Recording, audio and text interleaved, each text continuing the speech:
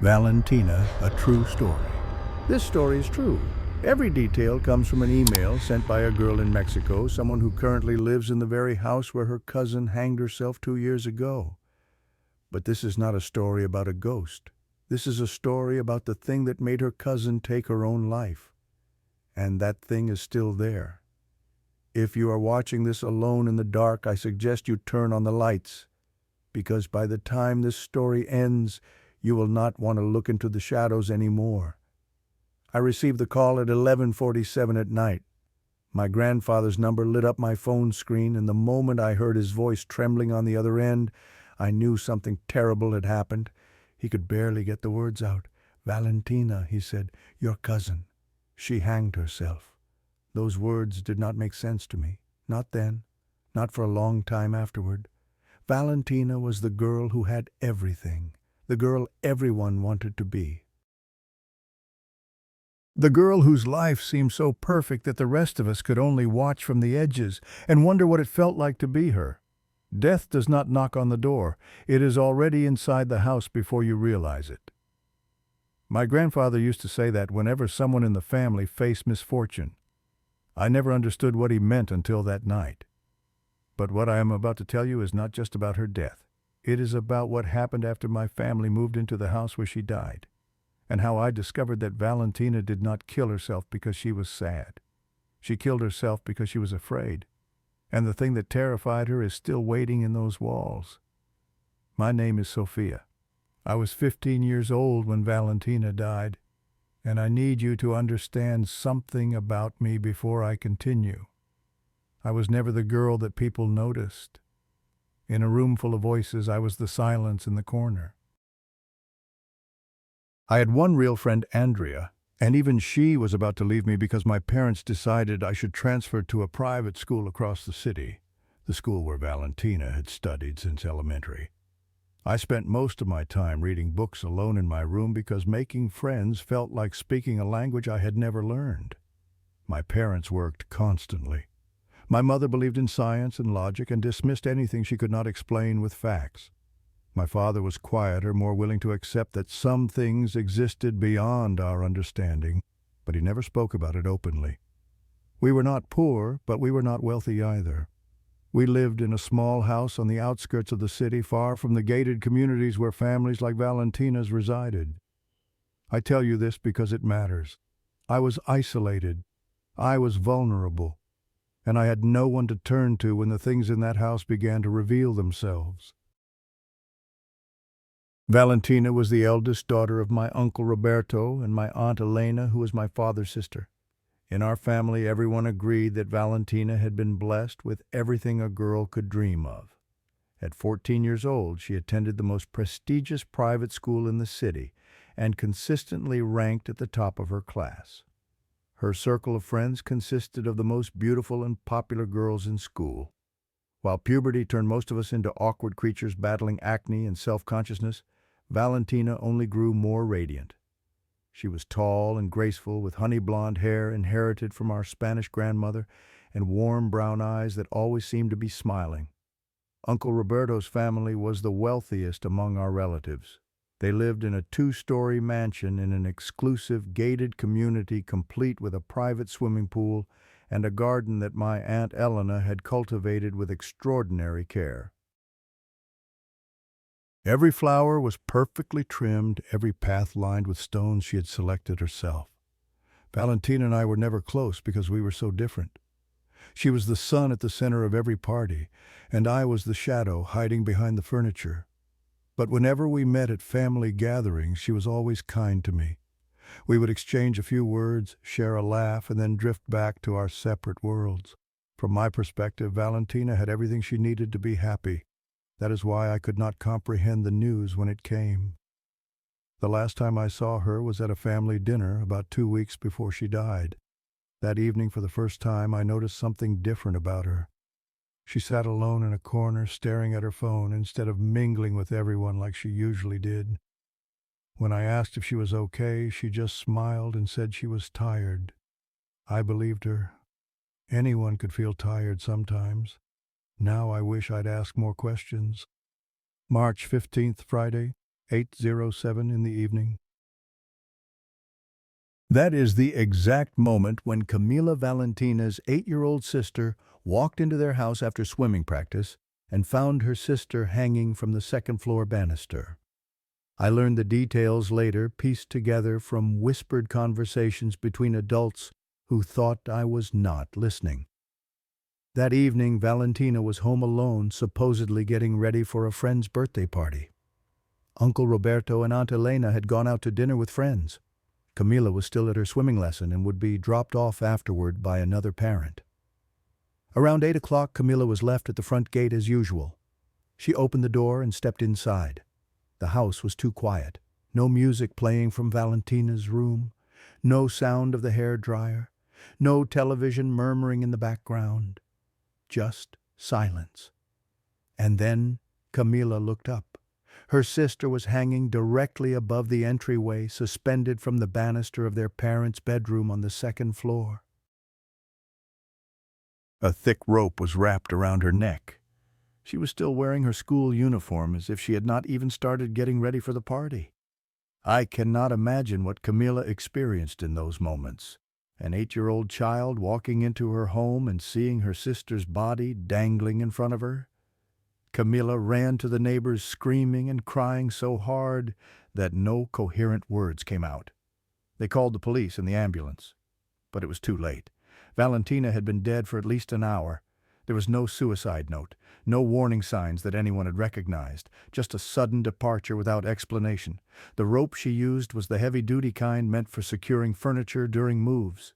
No one knew where she had gotten it. No one understood why.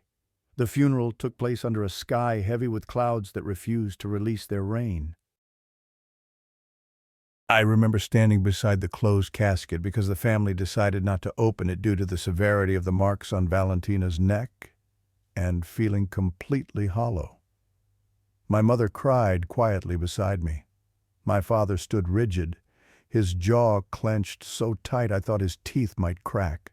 Across from us, Aunt Elena sat in a chair because her legs had given out, supported by relatives who took turns holding her upright. Uncle Roberto stood apart from everyone staring at the casket, with an expression I could not read, and Camila sat between two adults. I did not recognize her eyes vacant, her face blank, as if her soul had left her body along with her sister's. The marriage between Uncle Roberto and Aunt Elena did not survive the tragedy. Within a year, they divorced. Uncle Roberto moved to the United States, where he was originally from, desperate to start over somewhere without memories. Aunt Elena took Camila and relocated to Querétaro, trying to escape everything the house represented. And the house itself was abandoned. No one in the family wanted to step foot inside it. No one wanted to sell it either, because that would require going back, cleaning out Valentina's belongings, facing the place where she had chosen to end her life. It became a wound that no one could heal, a property that Aunt Elena could neither live in nor let go of. For months after the funeral, I had nightmares. Not ordinary bad dreams, but visions so vivid they felt like memories. I would see Valentina standing in the darkness, the rope still around her neck, her eyes empty and staring. Her mouth would move as if she were trying to tell me something, but no sound would come out. I would wake up drenched in sweat, my heart pounding so hard I could hear it in my ears, afraid to look at the dark corners of my room. My mother said it was just the shock. That time would heal everything. She was wrong. 2 years after Valentina's death, my family's circumstances changed in ways I never expected. My father wanted to invest in a small property to rent out, a way to build some financial security for our future. When Aunt Elena heard about this, she offered to sell him the old house at a price far below its actual value. At first, my father refused. He did not want to take advantage of his sister's pain, but my grandfather convinced him that this was the best solution for everyone. Aunt Elena needed to be free of the burden. Holding on to that house was destroying her slowly, keeping her tied to the worst moment of her life, and our family could actually use it. So my father bought the house, renovated it, and tried to rent it out for several months, but no one was interested. The rumors about the suicide had spread throughout the neighborhood, and no stranger wanted to live in a place with that kind of history. Then, another opportunity presented itself. My parents wanted me to attend a private high school, the same school where Valentina had studied since childhood. They said it would provide better opportunities for my future. And since the school was close to the house and my father's workplace was nearby as well, the most practical solution was obvious. We would move into the house. When they told me, I felt like someone had dumped a bucket of ice water over my head. Living in the house where my cousin had hanged herself, sleeping down the hall from the room where she had spent her final days, breathing the same air, walking the same floors, existing in the space where death had visited so violently. I refused, I argued, I begged them to reconsider. But my parents had already decided. The only concession I managed to win was that I would not have to sleep in Valentina's bedroom. Instead, I chose the room next to it, the one that had belonged to Camilla. It was smaller and still filled with boxes of belongings that Uncle Roberto and Aunt Elena had been unable or unwilling to take with them. I told myself it would be fine, that Valentina was gone and whatever had happened in that house was in the past. I did not know then how wrong I was. Moving day was September 5th, a Sunday. By the time we finished unloading the last boxes, I was so exhausted that fear seemed like a luxury I could not afford. My new room was cluttered with remnants of Camilla's childhood stuffed animals, with faded fur puzzle boxes, with missing pieces photo albums that no one had opened in years. The air smelled faintly of dust and something else, something sweet and floral, that I later realized was the lingering trace of Valentina's perfume drifting through the walls from the room next door. I lay down on the bed trying to relax, trying to forget that just beyond the wall to my left was the room where my cousin had spent her final hours. The mattress felt foreign beneath me. The shadows in the corners seemed darker than they should be. I told myself I was imagining things, that the strangeness was just because everything was new. I closed my eyes, and then I heard it. Footsteps in the room next to mine, in Valentina's room. At first they were soft, almost imperceptible, like someone tiptoeing across the floor. Probably just the house settling, I told myself. Old houses made noises. Wood expanded and contracted with temperature changes. There was nothing unusual about it. But the footsteps grew louder, more distinct. The unmistakable sound of someone walking back and forth across the room, heel to toe, pacing. I lay frozen on my bed, my heart hammering against my ribs. Maybe it was my father checking on something. Maybe my mother had gone in to look around. But I remembered that the door to that room was locked. My parents had decided that no one would enter Valentina's room until we had settled into the house. The key was downstairs in a drawer. Then the footsteps stopped.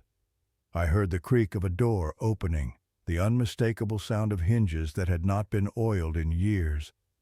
And then heavier footsteps, slower, more deliberate, walking down the hallway, coming closer, closer, until they stopped right outside my door.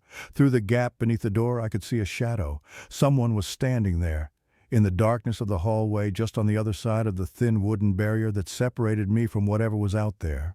The doorknob began to turn, slowly, deliberately. The door creaked open, and I saw a figure silhouetted against the faint light from the hallway window. I almost screamed, but then a flashlight clicked on, and I recognized my father's face, pale and drawn, his eyes wide with something I had never seen in him before. "You were not the one walking around in there just now, were you?" he asked, his voice barely above a whisper. "No," I managed to say. "It was not me." My father stood there for a long moment, staring at me. Then, without another word, he crossed the room, lifted me from the bed as if I were still a small child, and carried me to my parents' bedroom. My mother was already awake, sitting up with the lamp turned on her face, tight with tension. "I heard it too," she said. "We all heard it." The next morning my father called Aunt Elena. I did not hear the entire conversation, but when he returned to us his expression was even more troubled than the night before. Aunt Elena had confirmed everything. Her family had heard those footsteps too, in Valentina's room, at night. The workers who came to renovate the house after Valentina died also reported strange occurrences. Some of them claimed to hear a young woman singing upstairs when the house was completely empty. Aunt Elena believed that Valentina was still there, that some part of her remained trapped in the place where she had died. She told my father that this was why she had sold the house at such a low price. Not to take advantage of him, but because she could not bear the thought of whatever remained of Valentina being alone with strangers. She wanted her niece, even if it was only a spirit or a memory, to be surrounded by people who had loved her. "If you cannot handle it, I understand," Aunt Elena said through the phone. "I would not blame you if you sold it, but if you can stay, please do not leave her alone there." We decided to stay. We told ourselves that the footsteps were just Valentina, our cousin, the girl who had lived there, the girl who meant no harm. We convinced ourselves that we could coexist with whatever lingered in those walls. But Valentina was not the only thing in that house. And I discovered this truth on the day my best friend Andrea came to visit, looked up at the second-floor window, and asked me with a trembling voice why my father was wearing a terrifying demon mask and staring down at us. My father was not home that day, and the room she pointed to was Valentina's bedroom. That night, lying in bed, I thought about what Andrea had described. A face in the window. Not a human face, but something distorted, with eyes completely black and a smile stretched too wide. I tried to convince myself that Andrea had imagined it, that the afternoon light had created an illusion, but deep down I knew the truth. Valentina did not kill herself because she was sad. She killed herself because she was terrified, and the thing that terrified her was still here, watching us. 2 weeks passed after we moved into the house. 14 days of footsteps in the night, of doors that seemed to close on their own, of cold spots that appeared in the hallway without explanation. We learned to live with it, or at least we pretended to. My parents never spoke about what we heard that first night, as if acknowledging it out loud would make it more real than any of us could handle. I went through the motions of unpacking my belongings, arranging my new room, preparing for my first day at the private school where Valentina had once walked the same halls, and I waited for Andrea to finally accept my invitation to see the new house. She had been avoiding it, making excuses about homework and family obligations, and I suspected she was still upset about us going to different schools. But eventually she agreed to come. Saturday afternoon, September 19th. The sun was already beginning its descent toward the horizon when Andrea arrived, casting long shadows across the garden that my Aunt Elena had once tended with such devotion. My parents had gone out to run errands, leaving me alone in the house for the first time since we moved in. I had been dreading this moment, but I also needed it. I needed to talk to someone about what was happening, and Andrea was the only person I trusted enough to tell. When the doorbell rang, I felt genuine happiness for the first time in weeks. I rushed to the front gate and found Andrea standing there waving with a smile that almost made things feel normal again. She looked the same as always, her dark hair pulled back in a ponytail, her eyes bright with curiosity as she took in the size of the property. I had told her the house was bigger than our old one, but seeing her reaction made me realize just how different my life had become, at least on the surface. I opened the gate and immediately began showing her around the garden. The flower beds had grown wild in the 2 years since Aunt Elena left, but traces of her careful work remained in the stone pathways and the ornamental fountain near the corner of the yard. I wanted Andrea to see the beauty first before I told her about the darkness. I turned my back to point out the fountain, explaining how my aunt used to spend hours selecting each stone. And then Andrea screamed. The sound cut through the quiet afternoon like a blade, and I spun around, expecting to see her hurt or frightened. Instead, she was laughing, one hand pressed against her chest. "Your dad almost gave me a heart attack," she said between giggles. "My dad? What do you mean? He was just staring down at us from the upstairs window with his horrible mask on. I thought he was trying to scare us. You know how dads are." My blood turned to ice. "Andrea, I said slowly. "My dad is not home. Nobody is home except us." Her laughter died. She stared at me, searching my face for signs that I was joking. I saw it clearly. She insisted. A face with a hideous mask, completely black eyes, grinning ear to ear. Which window? She pointed. That one in the middle. I did not want to look. Every instinct in my body screamed at me to keep my eyes on the ground, to grab Andrea and run. But I forced myself to turn toward the house. The window she indicated was Valentina's bedroom. Through the glass I could see the ceiling of the room partially visible because the curtains were slightly parted. We never touched those curtains. We never opened them. As we both watched, a shadow passed across the ceiling, as if someone were walking inside the room. Then the curtains fell shut with a violent motion, as though someone had yanked them closed from within. The silence that followed was absolute. No bird singing, no wind rustling the leaves. Even the distant sound of traffic seemed to have vanished. Andrea grabbed my arm, her fingernails digging into my skin. We ran for the street, screaming for help. A neighbor named Hector was standing on the sidewalk a few houses down. He hurried over. When he heard us, his face creased with concern. Andrea managed to explain between gasps that there was an intruder in the house, that she had seen someone in the upstairs window.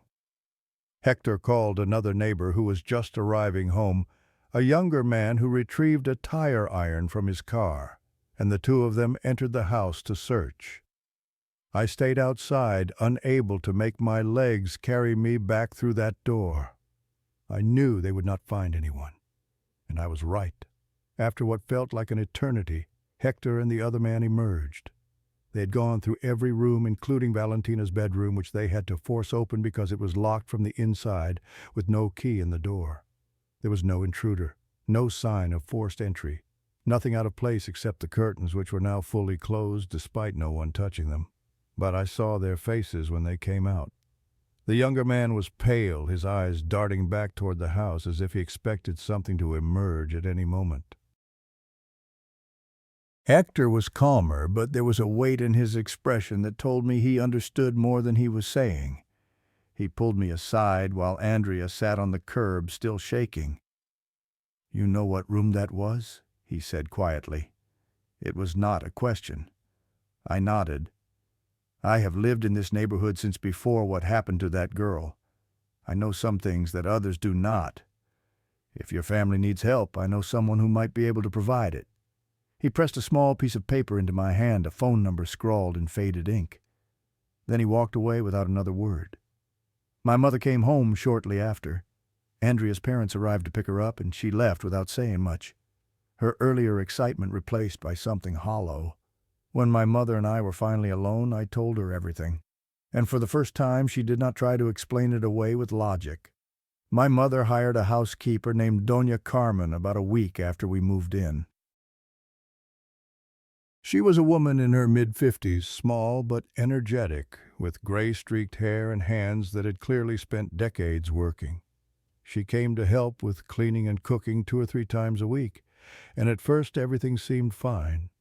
Then after roughly 2 weeks, she stopped showing up without any explanation. She did not answer my mother's calls. She did not respond to messages. It was as if she had simply vanished from our lives. My mother grew worried that something had happened to her. She spent an afternoon tracking down Doña Carmen's address, asking neighbors and shopkeepers, until she finally located the right street. When she found the woman's house and knocked on the door, Doña Carmen answered with an expression of deep shame and fear mixed together in equal measure. She invited my mother inside and began to explain why she could not return to our house. Every time I was alone there and started mopping the floors, she said I would hear footsteps behind me, following, never letting me be by myself. I would turn around and no one would be there, but I could feel something standing right behind me, breathing on my neck. My mother tried to reassure her, explaining that the house had a difficult history, that there might be residual energy from the tragedy that occurred there. Doña Carmen shook her head. "That is not all, Señora. One day I opened the door to the room upstairs, the locked one, The door was not locked when I tried it. It swung right open, and the moment I stepped inside, I felt something I have never experienced before. A sadness so heavy I thought my chest would collapse. It was not my sadness. It was someone else's despair being poured into me. I had to close the door immediately. My mother listened in silence as Doña Carmen continued. But the day I decided to leave, she said, her voice dropping to barely a whisper, I was walking down the stairs. I was completely alone in the house, and I felt two hands press against my back and push. I fell, but I managed to grab the railing before I tumbled all the way down. If I had not caught myself at my age, the fall could have killed me. She looked directly at my mother with eyes that held no doubt. I screamed at it, Señora. I told it I was leaving and never coming back, and I kept my word. But you need to understand something. What lives in that house is not the spirit of a young girl. It is something else entirely. My mother did not tell me about her conversation with Doña Carmen right away. She was still trying to process it, still attempting to find some rational explanation for everything that was happening. But she could not hire a new housekeeper without being honest about the situation. And within a week, she found someone willing to take the job. Guadalupe was much younger than Doña Carmen, in her mid-20s, recently arrived in the city, and desperate for work. My mother did not tell her about the house's history, or about what had happened to her predecessor. She wanted to believe that Doña Carmen had simply been susceptible to suggestion that a younger person with no knowledge of the past would not experience the same things. For the first few days, Guadalupe seemed perfectly content. She worked efficiently, filled the house with the smell of fresh cleaning products, and chatted pleasantly with my mother about adjusting to city life. Then the changes began. I came home from school one afternoon about 2 weeks after Guadalupe started walking alongside Diego, the neighbor boy who had begun accompanying me on the route home. We had not become close friends yet, but he was the only person at the new school who did not treat me like a curiosity or an outsider. He was quiet like me, more interested in comic books and card games than in the social hierarchies that seemed to consume everyone else. As we entered the house, we heard footsteps running on the floor above us. Not the slow, deliberate pacing we had grown accustomed to, but frantic movement as if someone were panicking. Then came the sound of water running in a bathroom, specifically in Valentina's bathroom. My mother called out asking if Guadalupe was upstairs, but there was no response. Diego and I exchanged glances, and despite every instinct telling me to stay put, I began climbing the stairs with him close behind. Guadalupe appeared from the kitchen and followed us, curious about the commotion.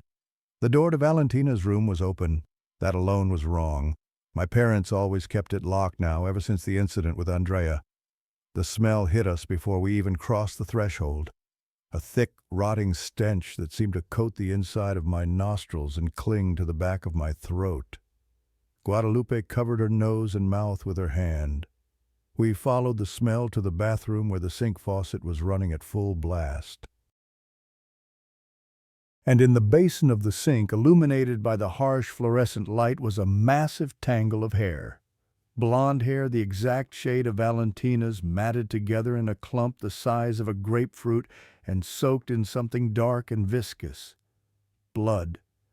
Coagulated blood, thick as syrup, dripping from the strands of hair into the white porcelain below. Diego turned and ran from the room. I heard him retching in the hallway moments later. Guadalupe reached toward the hair, perhaps intending to remove it, and the moment her fingers touched it, she gagged and fled to find another bathroom. I stood alone in that small space, staring at the impossible mass of hair and blood, trying to understand how it could exist. And then I heard breathing behind me, not normal breathing, a labored, gurgling sound like someone trying to draw air through a throat filled with liquid. Then a voice. A girl's voice, but distorted as if filtered through water or spoken from very far away. It whispered directly into my ear, so close I could almost feel lips brushing against my skin. "Do not watch." I ran. Guadalupe lasted one more week after that. During those final days, she confided in my mother about what she had been experiencing in the house. She said she could sense the presence of a young girl following her everywhere, that she saw shadows standing behind her whenever she cleaned near mirrors or glass surfaces. She found clumps of blonde hair in the sinks of every bathroom in the house, not just Valentina's. But the incident that finally drove her away happened late one evening when she stayed past dark to finish some extra work. She was alone in the house, my parents having gone to dinner and me at a study group that had run late. As she mopped the kitchen floor, she felt something grab her hair from behind and yank with tremendous force. She spun around screaming, but there was no one there. On the floor at her feet lay a clump of her own hair torn from her scalp. Guadalupe quit the next morning, but unlike Doña Carmen, she did not disappear entirely. Her older sister came to speak with my mother a few days later, a woman who believed deeply in matters of the spirit world. She said that Guadalupe had been affected by something in our house, that it had followed her home. Her sister was now seeing strange things even in her own apartment, shadows, in corners, figures in mirrors, the feeling of being watched in rooms that should have been empty. You need to understand, the sister told my mother, that what lives in your house is not just the ghost of the girl who died there. There is something else, something that was there before she died, something that may have been the reason she died. She never finished the sentence, but the implication hung in the air like smoke. Two entities. One was Valentina, or what remained of her, the source of the light footsteps during the day, the sad presence that Guadalupe had sensed, the voice that had warned me not to watch. And the other was something far worse. The thing with the demon face that Andrea had seen in the window. The force that had pushed Doña Carmen down the stairs. The hands that had torn out Guadalupe's hair. Something ancient and hungry that wore my cousin's death like a mask. Diego began speaking to me more openly after the incident with the hair. We would walk home together after school, and slowly, piece by piece, he revealed what he knew about Valentina that I had never heard from anyone in my family. She was in my class since elementary school, he told me one afternoon as we sat on a bench near the school gates. Did you know that I did not? She came to talk to us a few weeks before she died, me and my friends. She wanted to know about some things she had found on the internet, some videos. I felt my stomach tighten. What kind of videos? Diego hesitated, glancing around as if checking that no one else could hear. Before I tell you more, there is something else you should know. My little brother, Mateo, he is 7 years old. His bedroom window faces your house. And every night for the past month, he has been coming into my room asking to sleep with me because he says there is a girl hanging in the house across the street. I stared at him. My mother thinks I told him about what happened to Valentina, but I never did. I swear I never said a word to him about any of it. Diego pulled out his phone and showed me a photograph. It was Valentina, clearly taken with a phone camera, staring directly into the lens with an expression completely devoid of emotion. No smile, no frown, just emptiness. Behind her, slightly blurred as if it had moved quickly to avoid being captured, was a dark shape, tall, formless, but with something that might have been a smile stretching across what should have been its face. She sent this to our group chat a few days before she died, Diego said. When we asked her about it, she said she did not remember taking it. A week later, she was dead. Diego introduced me to his group of friends the following day. They gathered in a corner of the school library during lunch periods, 4 or 5 teenagers who did not fit in anywhere else. There was Thomas, a heavy-set boy of 17 with a patchy beard and an air of quiet authority who seemed to serve as the unofficial leader. Luciana was the only other girl, sharp-eyed and skeptical, who watched me with obvious suspicion when Diego brought me to their table. The others were boys whose names I learned but immediately forgot, their faces blending together in my memory. Valentina came to us because she wanted to understand what was happening to her, Tomas explained after Diego had vouched for me. She had been watching some videos on YouTube, not regular videos. These had titles that were just random strings of numbers and letters. You could not find them through any search. The only way to access them was if someone sent you the direct link. Who sent her the links? The group exchanged uncomfortable glances. Marco Villanueva Luciana finally answered, and after Valentina died, he started sending them to us too. They told me about Marco, 17 years old, tall and thin, with long black hair that hung over his face like a curtain. He was strange in a way that went beyond typical teenage awkwardness. He barely spoke to anyone, had no real friends, but somehow had accumulated a small following of people who received his video links. A gatekeeper to something hidden and forbidden.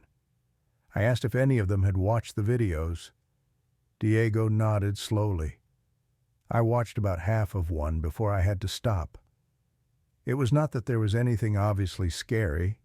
No gore, no violence. Just images and sounds. But when you watch, you feel like something is watching you back through the screen. And after you turn it off, that feeling does not go away. Valentina watched all of them, Thomas added. She said something in those videos was trying to communicate with her, that she could see things now that she could not see before. She would not tell us exactly what she meant, but she was terrified, and she kept watching anyway, like she could not stop.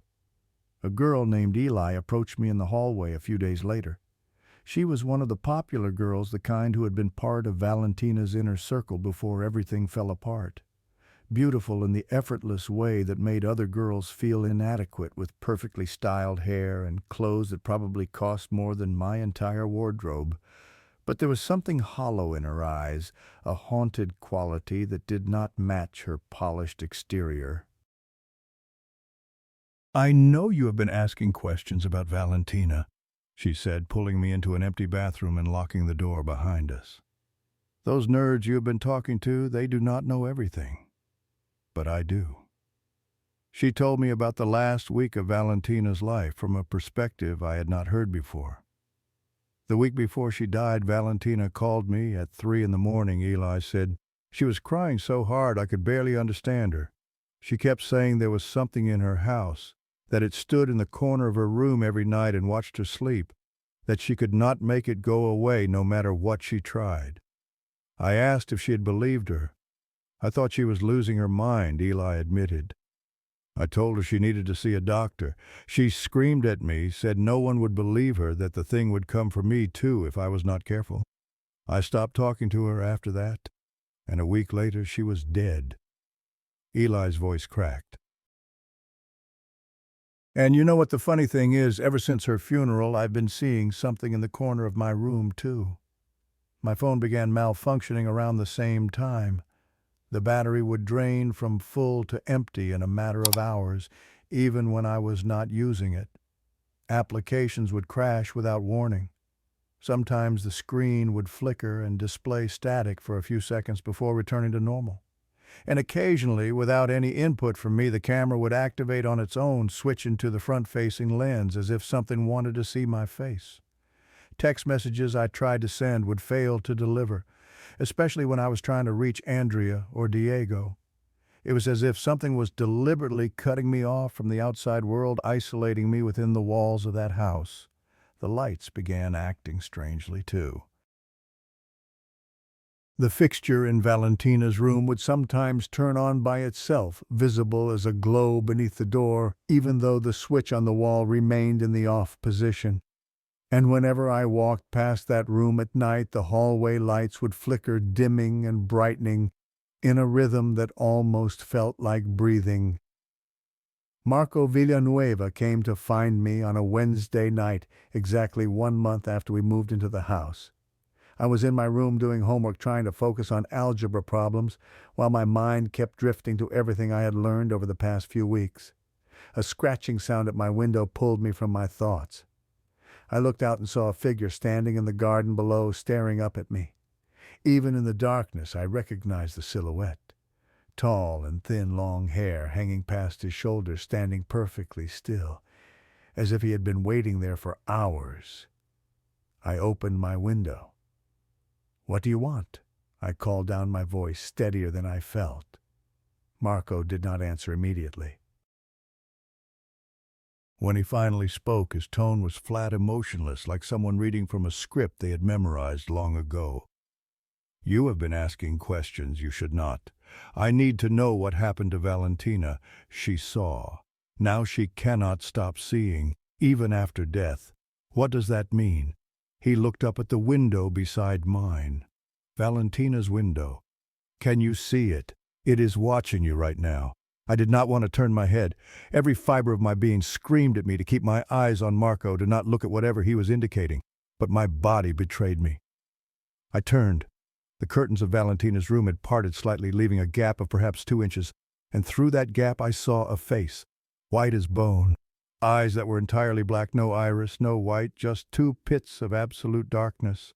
And a smile that stretched far too wide, far too many teeth, a smile that no human face could ever produce. I screamed. When I looked back down at the garden, Marco was gone. Vanished as if he had never been there at all. And when I looked at Valentina's window again, the curtains were closed. But I knew what I had seen, and I knew it had seen me too. The activity in the house escalated dramatically after Marco's visit. The footsteps no longer confined themselves to Valentina's room, but echoed through every hallway, every staircase, at all hours of the day and night. Doors would slam shut when no one was near them. Objects moved from where we had left them, appearing in different rooms without explanation. And every night I could hear crying from Valentina's room.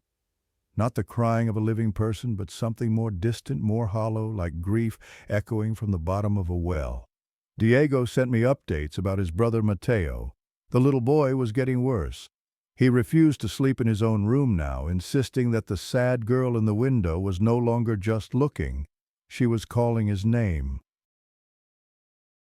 Their mother dismissed it as an overactive imagination, blamed Diego for telling scary stories, threatened to take away his comic books if he did not stop frightening his brother. But Diego knew the truth. He had seen the things Mateo described.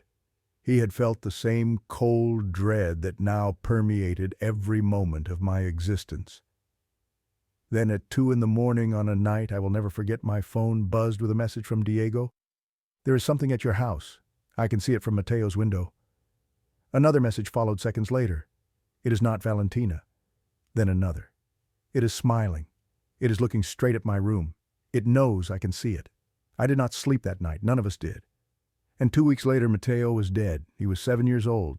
He jumped from his bedroom window in the middle of the night. Diego found his body on the ground below, small and broken, still wearing his pajamas with cartoon rockets on them. The police called it a tragic accident, theorized that the boy had been sleepwalking. But Diego knew better, and so did I. The thing in our house had not just been watching. It had been hungry, and Mateo had been close enough to reach. Diego disappeared from my life the same way his brother disappeared from his. One day he was there walking beside me after school, sharing the weight of everything we had witnessed together. The next day his family was gone. The house across the street stood empty, a for sale sign planted in the yard before the week was out. I tried calling him dozens of times, but his number had been disconnected. I searched for him on social media, but his accounts had been deleted. It was as if Diego and his entire family had been erased from existence, fleeing from something they could not fight and could not explain. The last communication I ever received from him was a long message sent the night before he vanished. He told me about Marco's final visit, how the strange boy had appeared at their door at 3 a.m, pounding on the wood like a madman.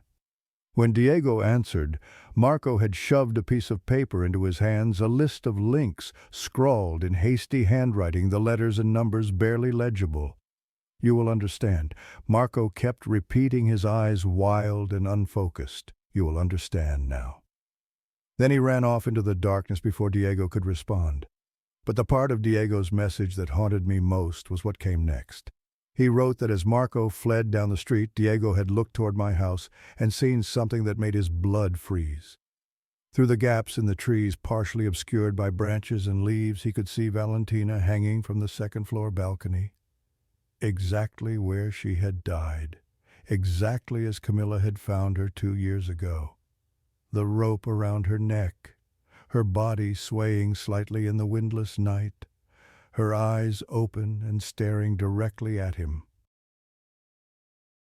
The message ended with a plea that I still remember word for word. "Do not watch those videos and do not try to find me. I am begging you. Some doors should never be opened."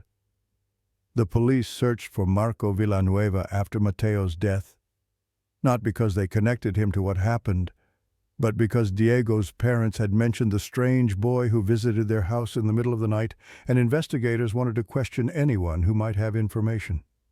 But Marco had vanished as completely as Diego's family. His older brother, who was his only living relative and legal guardian, told the authorities that Marco had left one night without explanation and never returned. He did not seem particularly concerned. From the way he spoke, it sounded like he was almost relieved to have Marco gone. No one knew where Marco had gone. No one knew why he had been distributing those videos, or what he hoped to accomplish. He had become a ghost in his own right, a shadow that had passed through our lives and left destruction in his wake. But his legacy remained in my possession. Before Diego disappeared, he had forwarded me the links that Marco gave him. He said he wanted me to understand, to have the option to see for myself what Valentina had seen. I think part of him hoped I might find answers that he could not. The links sat in my email inbox like unexploded bombs. I did not open them. I did not delete them either. Every night I would stare at my phone, my finger hovering over the messages, wondering if the truth was worth the price of finding it. Valentina had watched those videos and ended up dead. Diego had watched part of one and lost his brother. What would happen to me if I gave in to the curiosity that gnawed at my insides like a living thing? My family held a meeting the week after Mateo's funeral. We sat around the kitchen table, the three of us, with cups of coffee that no one drank growing cold in front of us. My father spoke first. He wanted to sell the house and move away, to leave behind everything that had happened and start fresh somewhere else, anywhere else. He had already begun researching properties in other cities, places far from this neighborhood and its memories. But my mother surprised both of us with her response. "If we leave," she said, her voice calm but firm, "that thing stays here, and it will continue to hurt people. Other families will move in, families who do not know the history, who will not understand what they are dealing with until it is too late." My father stared at her as if she had grown a second head. "What are you suggesting, that we stay? That we just accept living with whatever this is?" "No. I am suggesting we end it." For the first time in my life, I saw something in my mother's eyes that I had never seen before. Not fear, but determination. The look of someone who had stopped running from a problem and decided to face it head on. She asked me about the piece of paper that the neighbor had given me weeks ago, the one with the phone number scrawled on it. I still had it tucked into the back of my desk drawer, where I had almost forgotten about it. My mother told me to call the number. The woman who answered spoke with a voice that sounded like dry leaves rustling in autumn wind. Old and weathered, but not weak. There was strength in her tone, the kind that comes from having seen things that would break ordinary people and surviving them anyway. She introduced herself as Esperanza, and when I began explaining why I was calling, she cut me off before I could finish my first sentence. "I know who you are," she said. "I have been expecting your call." The words sent a chill down my spine, but I pressed forward, describing everything that had happened since we moved into the house. The footsteps, the faces in windows, the entity that had driven away 2 housekeepers, Mateo's death, the videos that Valentina had watched. Esperanza listened without interrupting, and when I finally ran out of words, she asked me a single question that made my heart stop.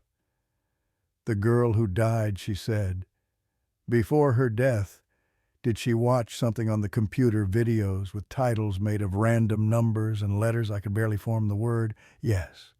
Those videos are not ordinary videos, child. They are doorways. And when someone watches them long enough, deeply enough, they open the door for something on the other side to step through. I asked her what was on the other side. She was quiet for a long moment before answering. People call it by many names. La Llorona, El Cucuy, the devil himself. But names do not matter. What matters is that it has entered your house, and it will not leave until it is forced out, or until it has consumed everything at once. There was another pause. But you should know something else. The girl who died, Valentina, she is still there too, and she is trying to protect you. The voice that warned you not to watch, that was her. She opened the door, but she realized her mistake too late. She killed herself, hoping it would close the door behind her, hoping her death would trap the thing inside her own body. But death does not work that way. All it did was trap her spirit in between, unable to leave, unable to stop the creature she accidentally invited in. She can only watch as it hurts more people.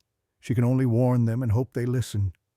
I thought about the whisper in the bathroom, the words that had been spoken directly into my ear by a voice that sounded like it was drowning. Do not watch. Valentina had been trying to save me even then. Esperanza agreed to come to the house and attempt to drive the entity out. She warned us that she could not guarantee success. The thing had been feeding for too long, growing stronger with every drop of fear it consumed, every life it touched. Mateo's death had given it more power than it had possessed in years. But she said she would try because allowing it to continue unchecked was not an option. The ritual would take place on a Saturday night 3 days away.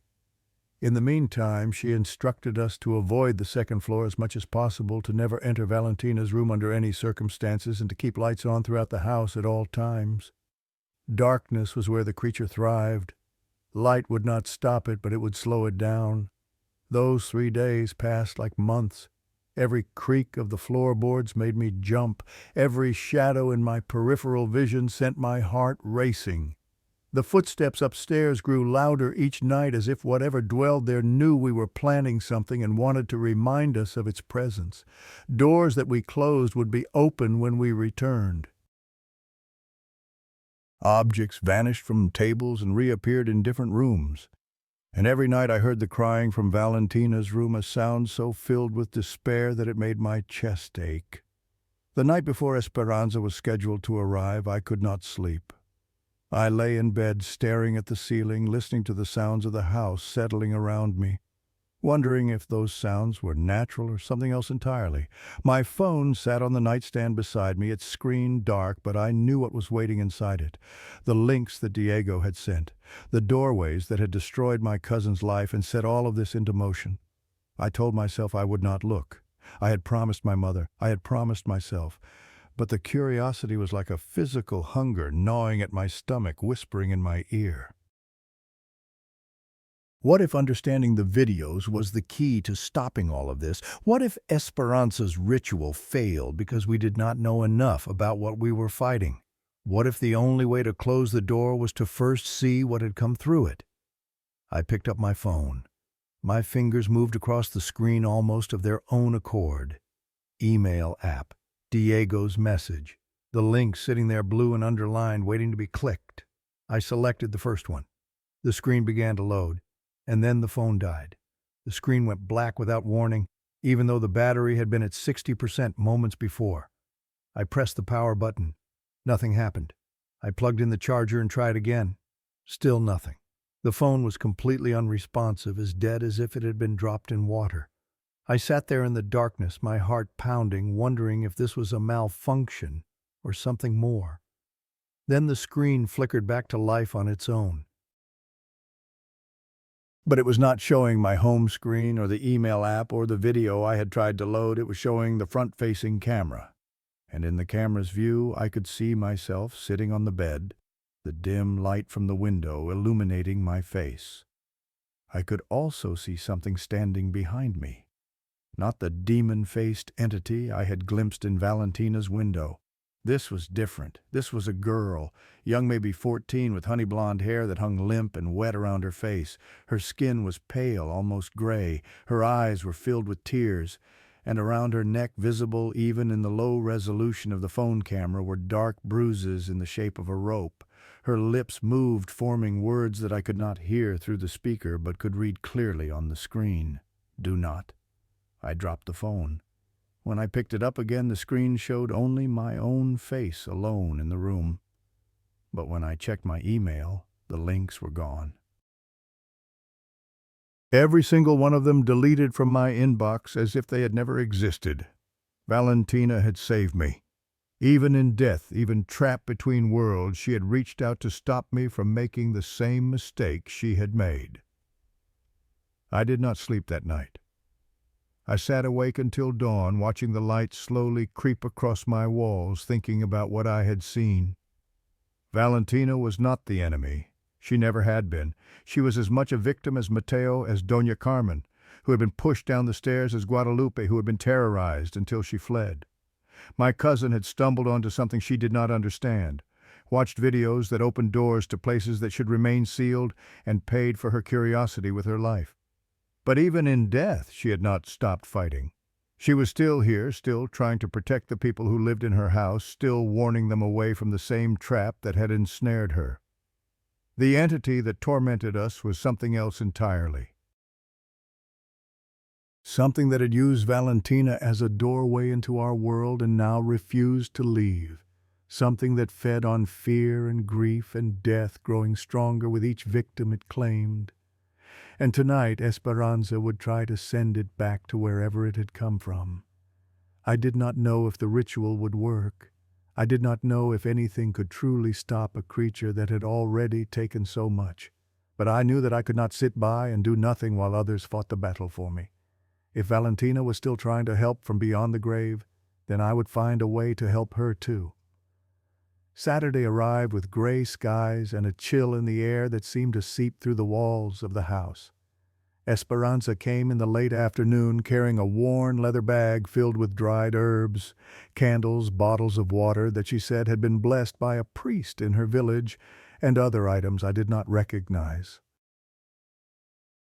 She was smaller than I had expected, a woman who looked to be in her late 60s, with silver hair pulled back in a tight bun and skin weathered by decades of sun, but her eyes were sharp, and when she looked at me I felt as if she could see straight through to my soul.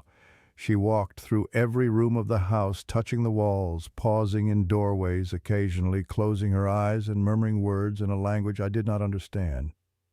When she reached the stairs leading to the second floor, she stopped. "The air here is thick," she said, "heavy with grief and hunger. 2 spirits dwell above. One is the girl trapped and suffering. The other is what came through when she opened the door. It has been here for 2 years, feeding on the misery it creates. It is strong, perhaps stronger than anything I have faced before." She looked at me with an expression that held no false comfort. "I will do what I can, but you must understand that I cannot promise success. If the creature is too powerful, if it has rooted itself too deeply in this place, the best I may be able to do is weaken it temporarily. True banishment may require more than one attempt." I asked her what would happen if the ritual failed completely. "Then we will need to find another way," she said simply. "Or you will need to leave this house and never return. And you will need to pray that it does not follow you." The ritual began at midnight. My parents and I sat in the living room as Esperanza had instructed, forbidden from going upstairs or interfering in any way. She had drawn symbols on the floor with salt-placed candles at specific points around the room and burned bundles of herbs that filled the air with a sharp, medicinal scent. When the clock struck 12, she climbed the stairs alone, carrying only a small bag of supplies and the bottle of holy water. For a long time there was only silence. I sat between my parents, my mother's hand gripping mine so tightly that her nails dug into my skin. My father staring at the ceiling, as if he could see through it to the floor above. Then the sounds began. First came Esperanza's voice, rising and falling in a chant that sounded ancient words in a language that might have been Nahuatl or something even older. The rhythm was hypnotic, almost musical, building in intensity, like a storm gathering strength. Then came other sounds. Footsteps pounding across the floor above us, too heavy and too fast to be human. A crash like furniture being thrown against a wall, and beneath it all a low rumbling that seemed to come from the very foundations of the house, as if the building itself was groaning in protest. The lights flickered. The candles Esperanza had placed around the living room guttered and nearly went out. The temperature dropped so sharply that I could see my breath forming clouds in front of my face. And then the screaming started. Not human screaming, something else entirely, a sound that was part roar, part shriek, part something that had no name in any language I knew. It was the sound of rage, of hunger, of an ancient thing being challenged for the first time in centuries. The walls shook. Pictures fell from their hooks and shattered on the floor. Somewhere upstairs, glass exploded with a sound like a gunshot. My mother pulled me close, pressing my face against her shoulder as if she could shield me from whatever was happening above us. And through it all, Esperanza's voice continued, growing louder, more forceful, matching the creature's fury with a power of her own. Then came light. Brilliant, blinding light that poured down the staircase and flooded the living room so bright that I had to close my eyes against it. Even through my eyelids, I could see the glow feel its warmth against my skin, and with the light came silence, complete and absolute. The silence lasted for what felt like hours, but was probably only seconds. Then I heard footsteps on the stairs, slow, heavy, exhausted. Esperanza descended into the living room, and the sight of her made my mother gasp. The old woman looked as if she had aged a decade in the span of minutes. Her face was pale and drawn, her hands trembling, her clothes damp with sweat despite the cold that still lingered in the air. She lowered herself into a chair and sat there for a long moment, catching her breath before she finally spoke. "It is done," she said. "The creature has been pushed out. Not destroyed, that is beyond my power, but driven from this house. It will not return here. Not for a long time." My father asked about Valentina. Esperanza's expression softened into something that might have been sorrow. "The girl helped me," she said. "She used the last of her strength to hold the creature in place while I completed the ritual. Without her, I would have failed."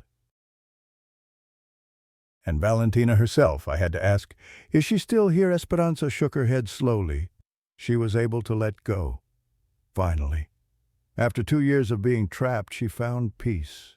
She is gone now, moved on to wherever souls go when their work is finished. I should have felt relief. Instead, I felt tears streaming down my face.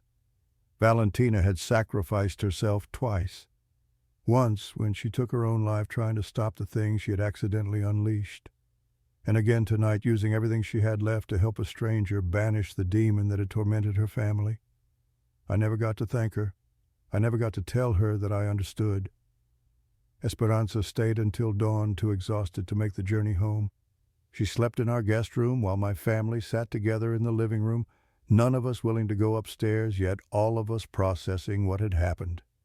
When the sun finally rose, painting the sky in shades of gold and pink, the house felt different.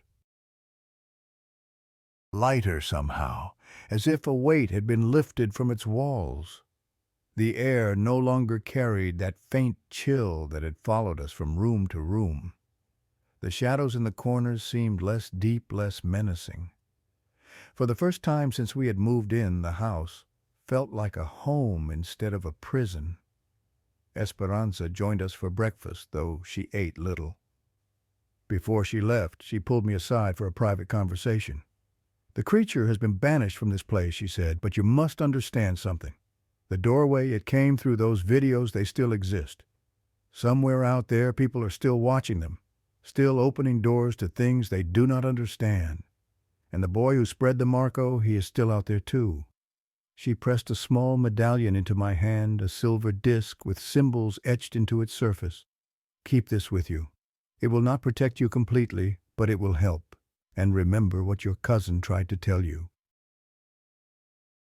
Some knowledge comes at too high a price.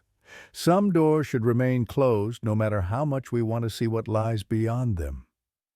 I asked her why Marco had done it. why he had shared those videos, why he had led Valentina and others down a path that ended in death. Esperanza was quiet for a moment before answering. Some people make bargains with things they do not understand. They trade pieces of their humanity for power or knowledge or promises that will never be kept. I do not know what the creature offered that boy, but whatever it was, he believed it was worth the cost. And now he serves it, spreading its influence, opening more doors. He may not even remember being human anymore. That thought haunted me long after Esperanza left. The weeks that followed were the closest thing to normalcy we had experienced since moving into the house. The footsteps stopped. The crying stopped. The objects stayed where we put them. My mother hired a new housekeeper, a cheerful woman named Rosa, who never reported anything unusual, never found clumps of hair in the sinks, never felt hands pushing her down the stairs. I returned to school and tried to focus on my studies, though the memories of what had happened never fully faded. I even made some new friends, girls who did not know about Valentina or the videos or any of the horror that had consumed the first months of my time in this house. But I could not shake the feeling that something was not quite right. It was subtle at first, a flicker in my reflection when I looked in mirrors, a sensation of being watched when I was alone in my room, the occasional sound of footsteps in the hallway that turned out to be nothing when I investigated. I told myself I was being paranoid, that the trauma of what I had experienced was manifesting in small anxieties, harmless echoes of a fear that no longer had any basis in reality. But then the dreams started. In the dreams, I was standing in Valentina's room, though it no longer looked the way it had when she was alive. The walls were black and dripping with something that might have been water or might have been blood. The furniture was twisted, distorted, as if it had been melted and reformed by hands that did not understand human shapes. And in the corner, watching me with eyes that held no light, was the creature. It looked different in the dreams than it had in the glimpses I had caught through windows and cameras. Here I could see it clearly. It was tall, impossibly tall, its body a mass of shadows that seemed to shift and writhe like living smoke. Its face, if it could be called a face, was a void that somehow contained features, eyes that were holes into nothingness, a mouth that was a tear in reality itself, a smile that promised suffering without end. In the dreams it always said the same thing. I see you now. You saw me, and now I see you, and I will never stop seeing you. I would wake up gasping, drenched in sweat, the words echoing in my head like a curse. And late one night, 3 months after the ritual, I heard something that made my blood freeze. Footsteps, soft at first, barely audible, coming from Valentina's room. I held my breath and listened. The footsteps grew louder. They crossed the room. They reached the door. And then they stopped. In the silence that followed, I heard something else, breathing, just outside my door, slow and deliberate, like something waiting to be invited in. I did not move. I did not speak. I lay in the darkness with my eyes squeezed shut, clutching Esperanza's medallion until the edges cut into my palm. After what felt like hours, the breathing stopped. The footsteps retreated. And when morning came, I told myself it had been a dream, but I knew better. The ritual had banished the creature from the house, but it had not banished it from me. The months that followed blurred together like watercolors bleeding into each other on wet paper. I went through the motions of living, attending classes, completing assignments, eating meals that tasted like cardboard, sleeping in fits and starts that never quite refreshed me. My parents watched me with worried eyes, but never pushed too hard for explanations. They knew what I had been through. They had been through it themselves. We had all emerged from that house changed in ways that could not be measured or explained, carrying scars that no one else could see. The wound on my arm where the creature had clawed me during one of those terrible nights healed slowly, leaving 3 pale lines that would never fully fade. I told people who asked that it was a scratch from a stray cat, and they believed me because the truth was too impossible to consider. Sometimes I would catch myself tracing those scars with my fingertips, feeling the slightly raised skin, remembering the cold that had radiated from those fingers as they tore into my flesh. The physical pain had faded within weeks. The memory of it would last forever. I graduated from high school with grades that were mediocre at best, a far cry from the academic excellence that had once been expected of me. My teachers commented that I seemed distracted, unfocused, as if part of me was always somewhere else. They were right. Part of me was still in that house, still standing in Valentina's room, still feeling the breath of something ancient and hungry on the back of my neck. I enrolled in a university across the city, choosing to commute from home rather than live in dormitories. The idea of sleeping in an unfamiliar building surrounded by strangers who would not understand if I woke up screaming from nightmares was more than I could bear. My parents did not question my decision.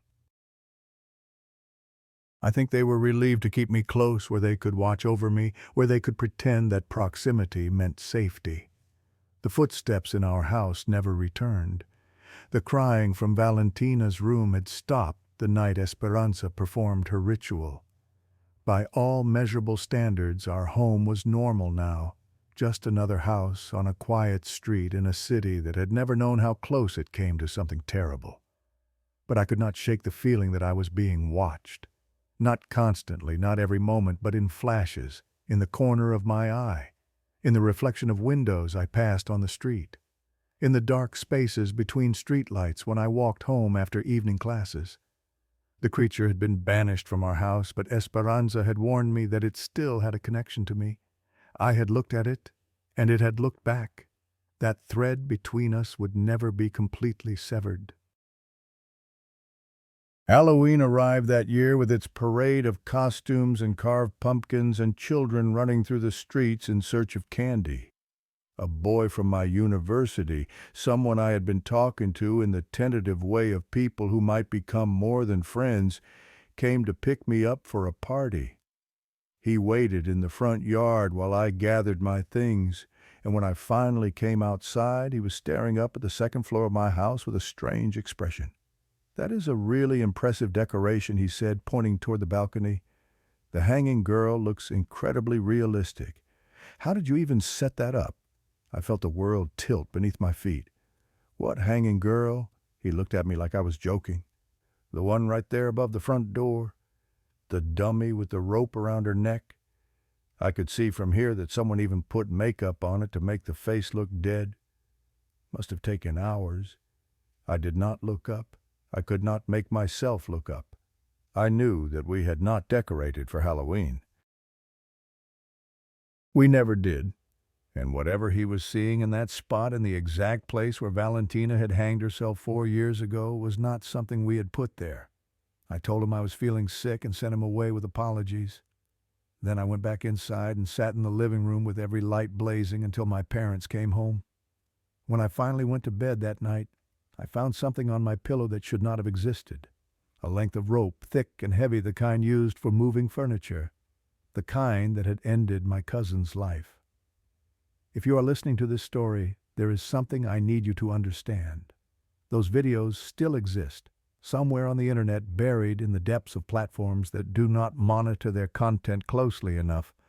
Files with titles made of random numbers and letters are waiting to be discovered.